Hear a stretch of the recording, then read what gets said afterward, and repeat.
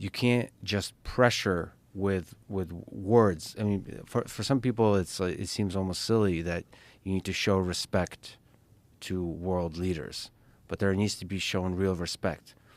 Putin has laid out the interest of the Russian Federation. He said he's been very clear about what the interests are. They want their security to be respected. They want their nation to be respected. He's very clear, and simply at the negotiation table, he just needs to be respected. Like, his perspective needs to be understood and heard. You can't just say Putin is evil, bad guy, authoritarian, hates freedom. We need to destroy him. This whole vibe and energy this idealistic sense that you bring to the table. You have to respect leaders. You have to respect Xi Jinping. You have to respect Putin when you're at the negotiation table. Not when you're on Twitter and X or talking shit, or historians or activists. Fine, you can criticize as much as you want, as vicious as you want. You can mock. Artists can mock as much as they want. Comedians, doesn't matter. When you're a world leader and you come to the table, you have to show respect. You have to treat other world leaders, as funny as it is to say, the way you want to be treated, with respect. It's not funny at all. Yeah, it makes sense. And if you want to get things done.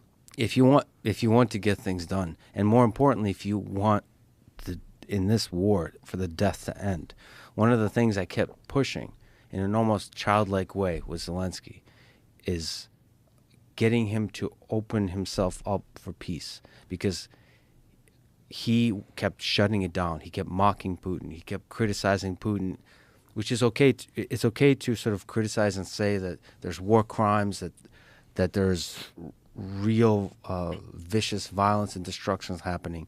But along that, there has to be a door open of respect, of I'm willing to come to the table to negotiate and respect the other nation's interests. As opposed to saying, I'm only going to talk to the United States. You have to be open to negotiate. Because unfortunately, this is the motherfucker of peace, is you have to compromise.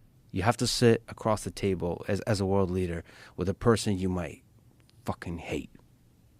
Because unlike Putin, I should say, Zelensky goes to the front. He talks to the soldiers. He sees the dead bodies. He talks to the civilians, the mothers that lost their children, the wives that lost their husband, right?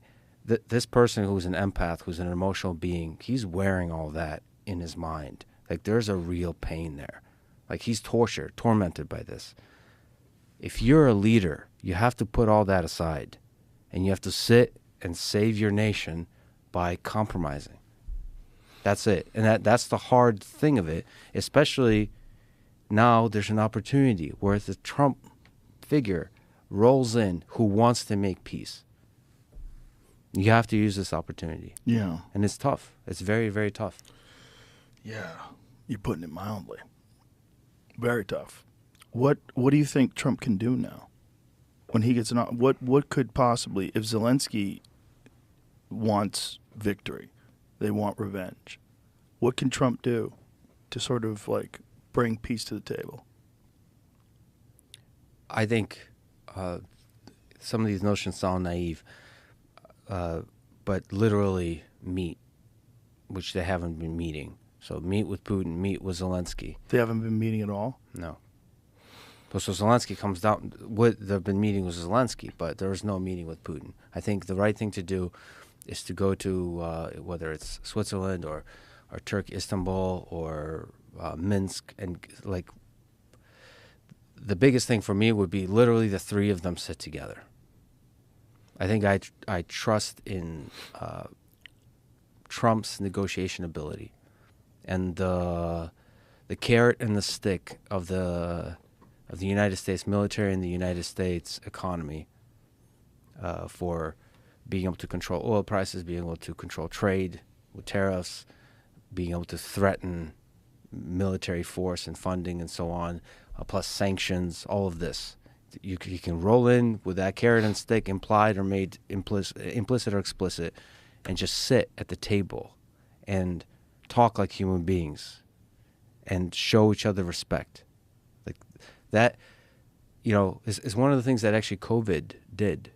There's something that happens where remote communication just is not it. Like the silly thing about this podcast being in person, right? There's a real power there. Everything else is, like fucking with a condom. Like Yeah. you have to show up. It's part of the It's reason. more like jerking off with a condom on. Jerking off with a. It's thank not you even fucking with a condom on. for the metaphor. Yeah, it's part of the reason I wanted to talk to President Zelensky in Russian, which I speak fluently, and he speaks fluently. It's his primary language. For people who seem to misunderstand this on the internet, he spoke Russian his whole life. That's his main language. He speaks it with his wife, with his whole staff, with all of this. This is his language. It's just that now the Ukrainian language has become a symbol of independence. So they're fighting for their independence, for their sovereignty. I understand it, but So he spoke with you in Ukrainian? he kept going back and forth. But yeah, most of the powerful things were said in Ukrainian. So I'm listening to an interpreter through a shitty headset. The interpreter's not, forgive me to the interpreter, but it's not very good. He's delayed. There's noise. God, but wouldn't it make more sense if he spoke to you in a language that you understand? Yeah, we really tried. But this is a man, once again. Like, Yeah. He's the leader of a nation in a time of war, and he's not stylistically who he is. Like, he's all in. This is like a Braveheart type character.